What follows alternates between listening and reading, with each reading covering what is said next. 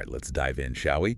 Today, we're going to be wading into some pretty murky waters, metaphorically speaking, of course. The Ganges River. Yeah. Incredible, right? You've probably seen those pictures, those images of the Mahakumbh Festival. It's breathtaking, right? Millions of people bathing in the river, seeking blessings and, washing away their sins. But what's really going on beneath the surface, that's what we're going to be investigating today.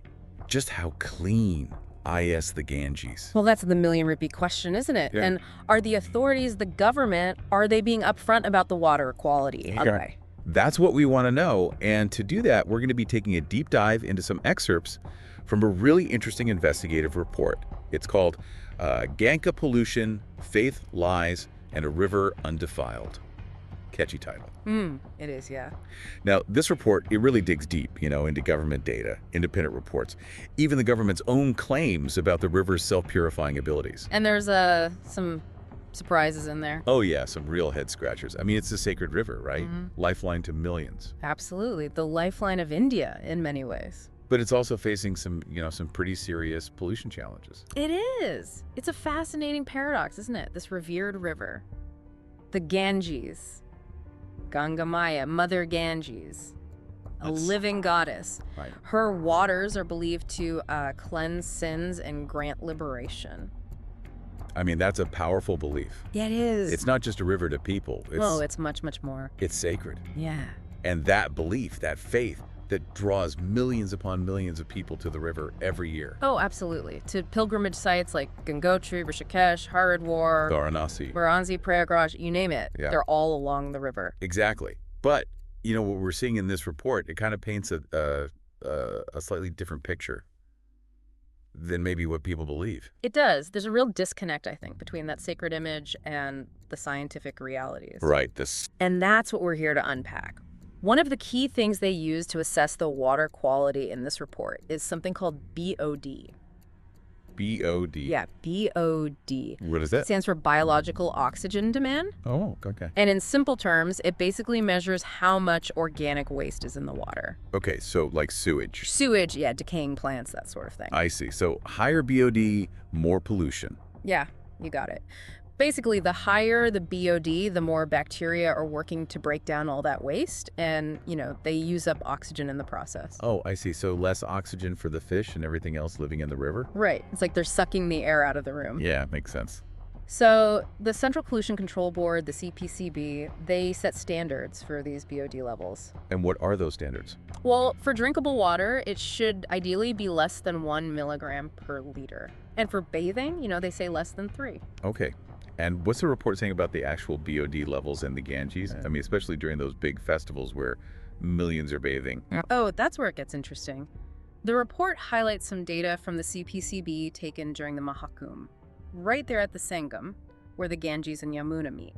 And some readings showed BOD levels exceeding 5 milligrams per liter. Whoa, way above the limit for bathing. Yeah. So how's the government explaining that? If they're saying the water's safe?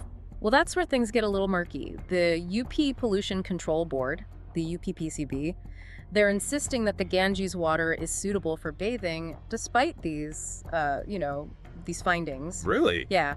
They've even been criticized by the National Green Tribunal for using outdated data to back up their claims. Sounds like they're trying to, sweep it under the rug a little bit? Maybe. But the report doesn't stop there. It goes on to talk about another contaminant, fecal coliform bacteria. Oh, yikes. That's not good, is it? No, not at all. It's a clear sign of sewage and fecal contamination in the water. And what does that mean for people's health? Well, high levels of fecal coliform can lead to all sorts of problems. Cholera, typhoid, even hepatitis. So pretty serious stuff. Yeah, potentially life-threatening. And what are we seeing in terms of fecal coliform in the Ganges? Well, the report cites some pretty alarming numbers from the CPCB's own data. They found counts as high as 49,000 mpn per 100 milliliters at the Sangam during the Mahakumbh. 49,000. 49,000. That's way, way above the acceptable limit. That's insane. It is pretty shocking. So how is the government responding to this? These are their own numbers. Well, their explanation is that the Ganges has special properties. They say it's self-purifying. It's purifying. Because of these things called bacteriophages. Bacteriophages. Okay. All right, well, we're going to have to dive into what those are after the break. because I have no idea what a bacteriophage is. They're pretty interesting. Essentially, they're viruses that can kill bacteria. Okay, so maybe there's some truth to this whole self-purifying thing. We'll see. It's not quite as simple as the government makes it sound. So bacteriophages, huh? Viruses that kill bacteria. Sounds like something out of a sci-fi movie. A little bit, yeah, but they're actually quite common in nature. So is this the government's magic bullet? Is this how they explain away the high levels of pollution in the Ganges? These, what were they called? Bacteriophages. Right, bacteriophages. Are they really the solution? Well, it's not quite that simple, I'm afraid. Okay, lay it on me. The idea that the Ganges has self-purifying properties, it's been around for a long time. It's not a new concept. Right, because it's a sacred river. Right. Yeah. People believe it has these special powers. Exactly. And there is some scientific basis to it. So there are bacteriophages in the Ganges. Oh, absolutely. And they do contribute to some level of self-purification. That's true. Okay, so the government isn't completely making this up. No, not entirely. But the report highlights a few key issues with this whole self-purifying narrative. Like what? Well, first off, the research on this is still quite limited. Really? Yeah, a lot of the studies focus on very specific types of bacteria. It's not clear how effective these bacteriophages are against the wide range of pollutants we're seeing in the Ganges. Right, it's not just one type of bacteria. It's sewage, it's industrial waste, it's all sorts of stuff. Exactly. And that brings us to the second issue. The sheer volume of pollutants entering the river. Yeah, I mean, we're talking about millions of people bathing in the river. Industrial waste being dumped in. It's a lot for these bacteriophages to handle, even if they are effective. So it's like trying to, trying to empty the ocean with a teaspoon. Pretty much, yeah. It's not a realistic solution to the scale of the problem. And the timing of this whole self-purifying push is pretty interesting too. What do you mean? Well, they really started emphasizing this narrative after they got criticized by the National Green Tribunal for not doing enough to clean the river. Ah, I see. So it might be more about managing public perception than offering a real solution. That's what it looks like to me. But they do have that big project, right? You mean the Namami Gange project? Yeah, that's the one. Didn't they allocate billions of rupees to clean up the river? They did, yeah. Back in 2014, it was a huge initiative. Lots of promises. But if the river's still this polluted, what happened?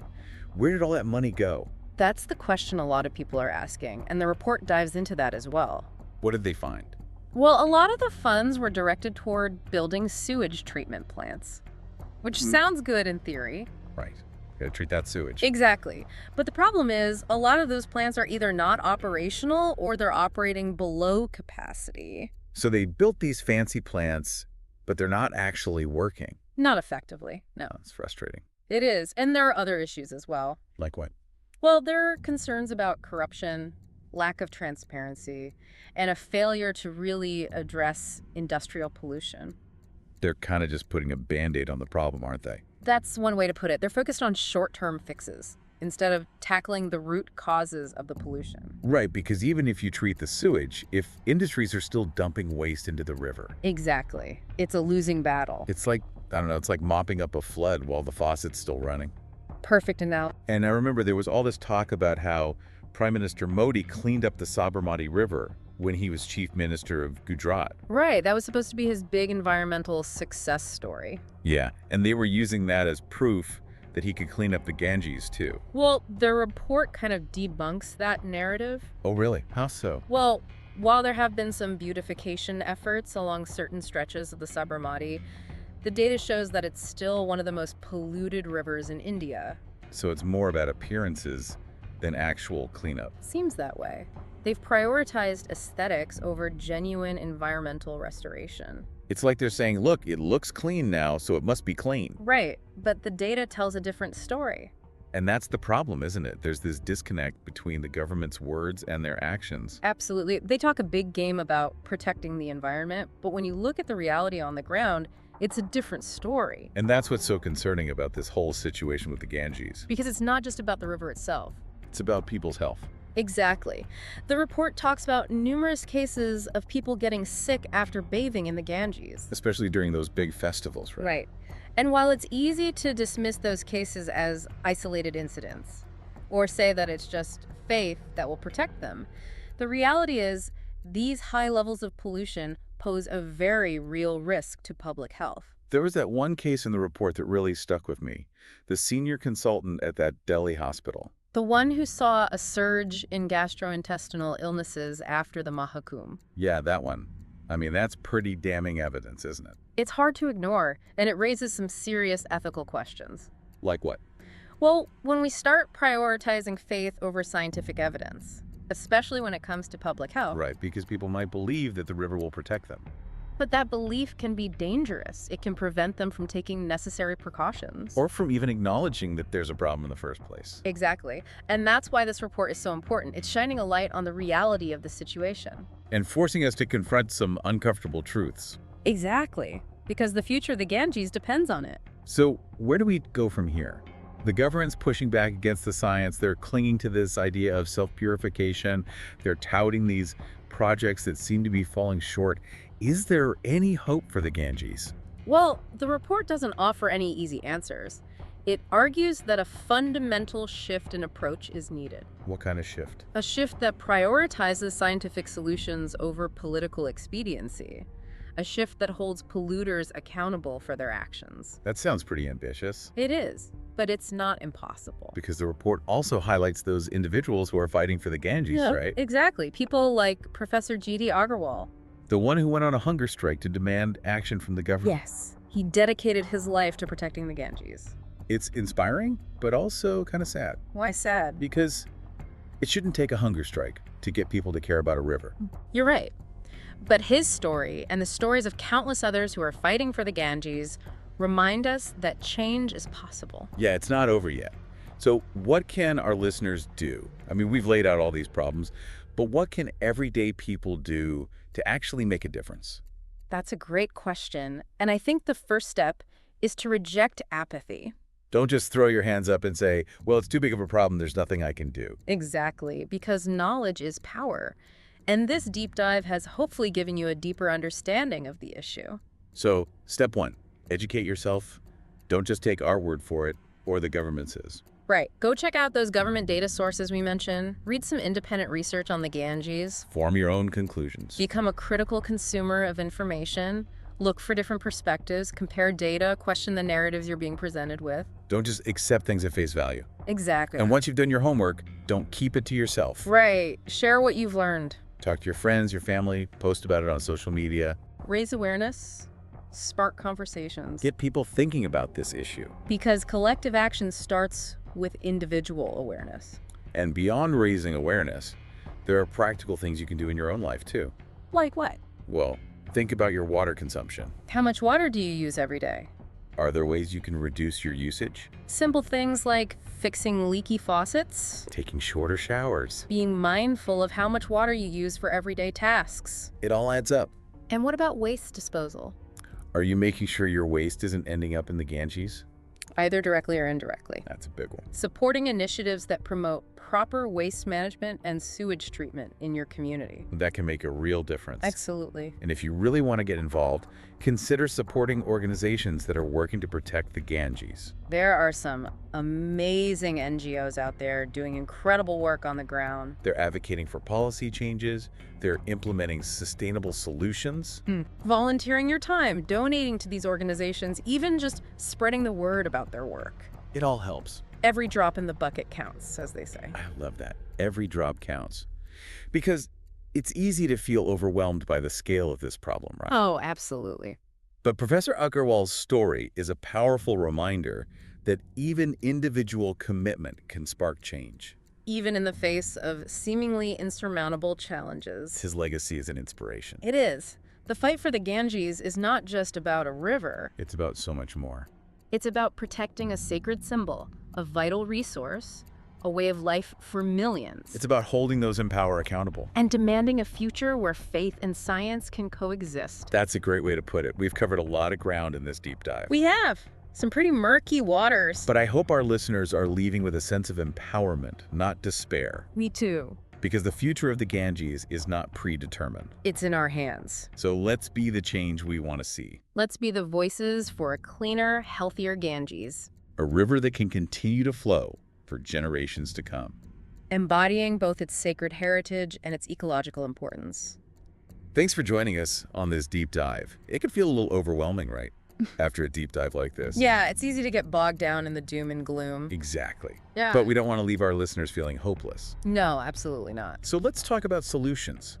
What can we as individuals actually do to make a difference? Well, I think the first step is to kind of reject that sense of apathy. Right. Don't just throw your hands up in the air and say, well, it's too big of a problem. Exactly. There's nothing I can do. Because that's not true, right? Yeah. We all have a role to play. Absolutely. And knowledge is power, right? It is.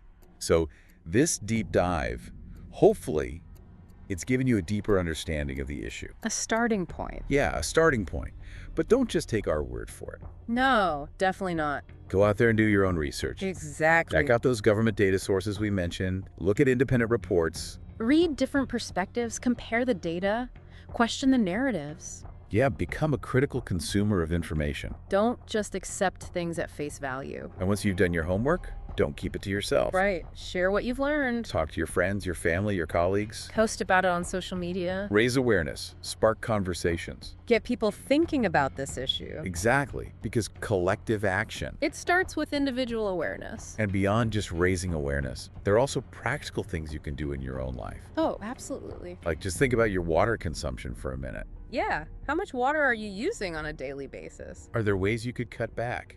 Simple things. Right. Yeah, fixing those leaky faucets. Taking shorter showers. Being more mindful of how much water you use when you're doing dishes or laundry. All those little things add up. And what about waste disposal? That's a big one. Are you making sure that your waste isn't ending up in the Ganges? Directly or indirectly? Right, because it all flows downstream eventually. Exactly. Well, supporting initiatives in your community that promote proper waste management and sewage treatment. That can make a huge difference. A real tangible impact. Yeah, absolutely. And for those who really want to go the extra mile, consider supporting organizations that are working to protect the Ganges. There are some fantastic NGOs out there doing some really great work. They're advocating for policy changes.